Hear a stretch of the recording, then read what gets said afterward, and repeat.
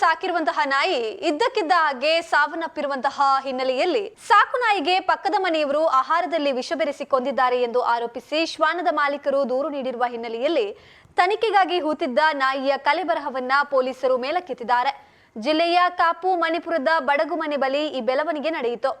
ಸಾಮಾಜಿಕ ಕಾರ್ಯಕರ್ತೆ ಪ್ರಾಣಿ ಪ್ರಿಯೆ ಬಿಂದು ಎಂಬವರು ನಾಯಿಯನ್ನ ಸಾಕಿದ್ರು. ಫೆಬ್ರವರಿ 21ರಂದು ನಾಯಿ ಇದ್ದಕ್ಕಿದ್ದ ಹಾಗೆ ಸಾವನ್ನಪ್ಪಿದೆ.